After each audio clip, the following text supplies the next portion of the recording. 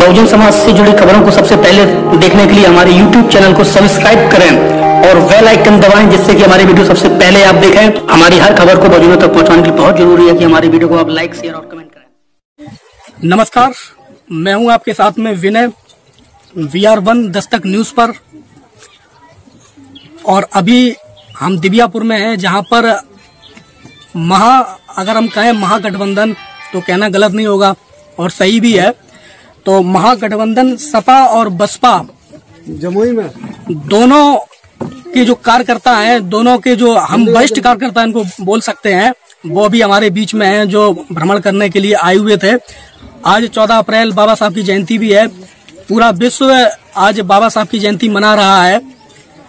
वहीं दिव्यापुर में भी आज बाबा साहब की जयंती मना रहे हैं। एक तरफ चुनावी गर्मी भी है, तो ये जो कार्यकर्ता हैं आज यहाँ पर आए हुए थे।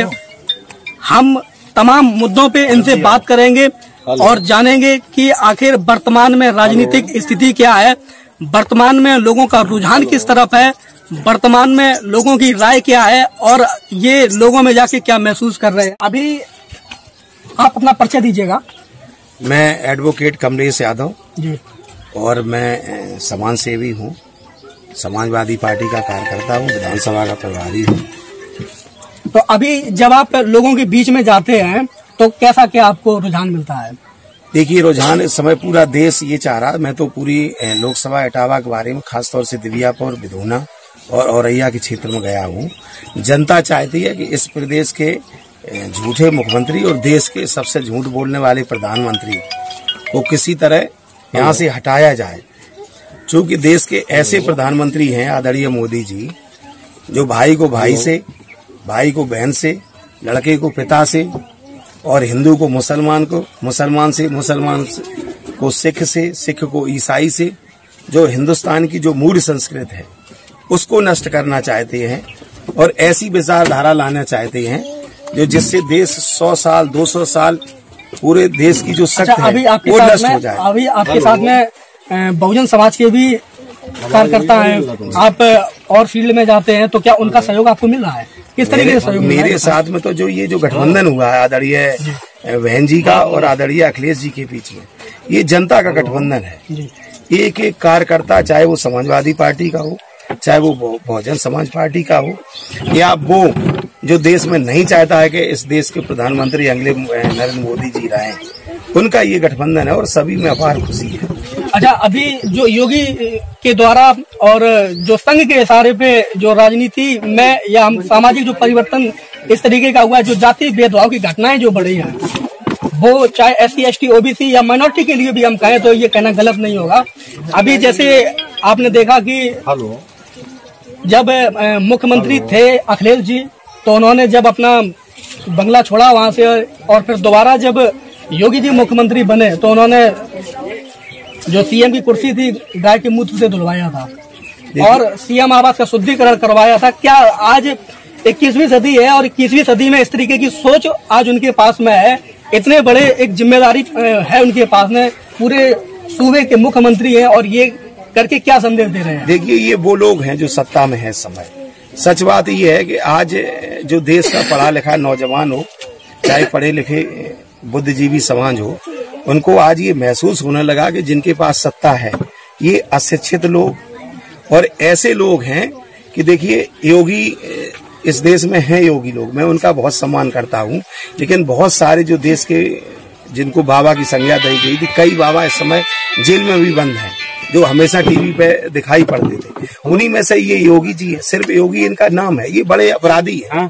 इन पे लगभग 30 तो मुकदमा थे शायद। जब से हिंदुस्तान आजाद हुआ उससे पहले ऐसे चीफ मिनिस्टर होंगे उत्तर प्रदेश के योगी जी, जिन पे सबसे ज्यादा मुकदमा। और ये योगी जी आदमी की तो छोड़िए बात, ये भगवान की तक जात बताने लगे अब इनके बारे में। इसलिए अच्छा सर, एक अंतिम सवाल आपसे ये है कि अभी लोगों से क्या अपील करेंगे चुनाव के? मैं तो कहूंगा कि इस देश का दुर्भाग्य है कि अशिक्षित लोगों के पास जो जात और धर्म का इस देश में जहर फैल रहे हैं, उनके हाथ में सत्ता किसी तरह छीनी जाए। इसलिए छीनी जाए कि इससे पहले आपने देखा होगा एक शिक्षा मंत्री केंद्र की हैं जी। पिछली बार जब लोकसभा का चुनाव लड़ी तो उन्होंने कहा कि हम ग्रेजुएट हैं जी। अब लोकसभा का चुनाव लड़ रही हैं, राहुल गांधी जी के खिलाफ बता रही कि अब हम इंटर पास हैं। ये कितने झूठ लोग हैं। और इंटर पास का लोग देखिए, लोगों को समझना पड़ेगा और उनको डिसीजन लेना पड़ेगा कि जो इतने बड़े पद पे होते हुए भी लोगों की जिंदगियों का जो निर्णय ले रहे हैं, उनकी डिग्री किस तरीके की है वो खुद सार्वजनिक कर रही हैं। तो लोगों को ये डिसीजन लेना पड़ेगा कि उनको क्या करना है। सर, अपना परिचय दीजिएगा। मैं बैकुंठ यादव, समाजवादी पार्टी का जिला सचिव और डिस्ट्रिक्ट। जी। अभी सर, जैसे आपको क्या लग रहा है, लोगों के बीच में जब आप जाते हैं तो लोगों में क्या आप चीजें पाते हैं, क्या लोगों में विरोध पाते हैं?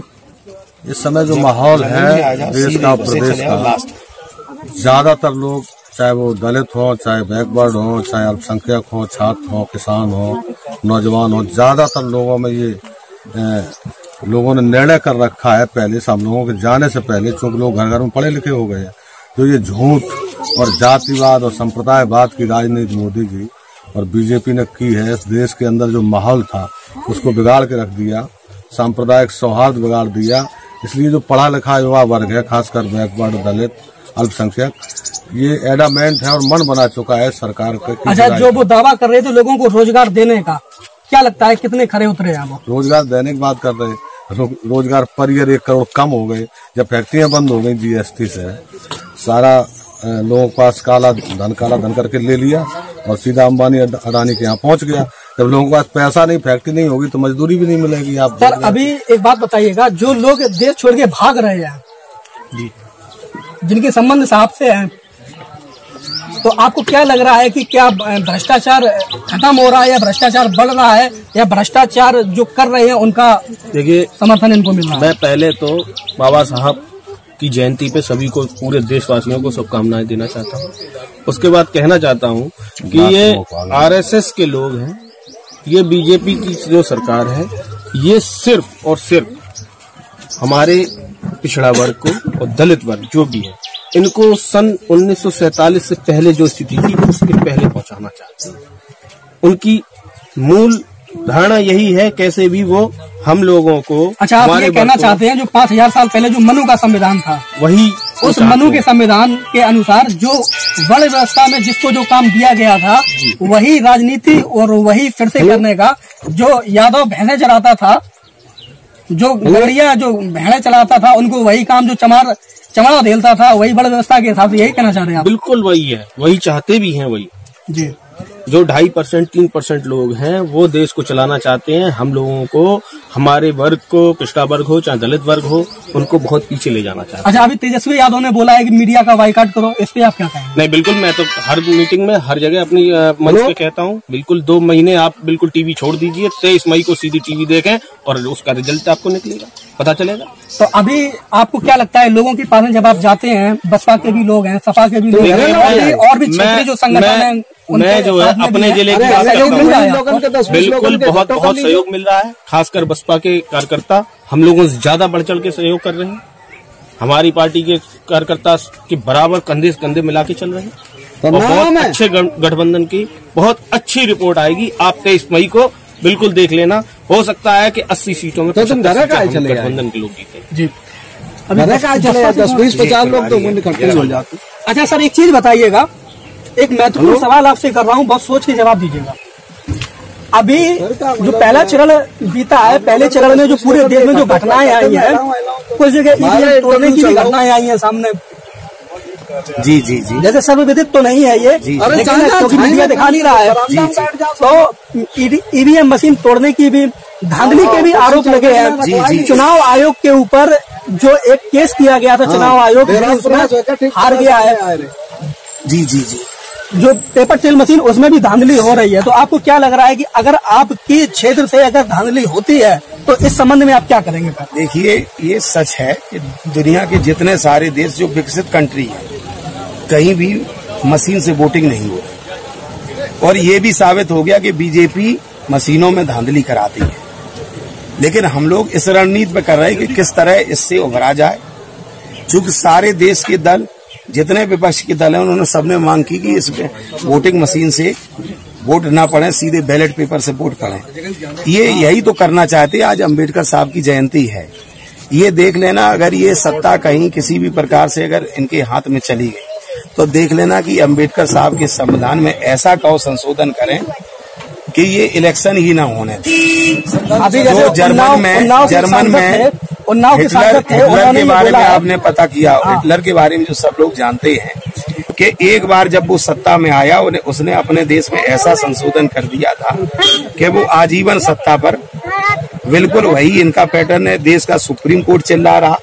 अभी साक्षी महाराज ने भी तो बोला है कि अगर साक्षी महाराज बोल रहे हैं, जितनी उनकी मीटिंगें हो रही हैं उसमें देश का प्रधानमंत्री और राष्ट्रीय अध्यक्ष बीजेपी का बोल रहा कि ये चुनाव किसी तरह करा लो अपने पक्ष में। सर ईवीएम पे अगर यहाँ पे कुछ अगर धांधली होती है तो आप लोग इस पे क्या करेंगे? देखिए, ये हम रणनीति इसलिए नहीं बताएंगे कि ये लोग सचेत हो जाएंगे, क्योंकि सब जगह तो धांधली हो रही है। वोट तो हम लोग निश्चित है पूरी ताकत लगाएंगे कि पहला तो हम लोगों का टारगेट एक भी वोट घटने पाए और एक भी वोट न घटने पाए, इतना ज्यादा इनके। अच्छा सर, अपना परिचय बताइएगा।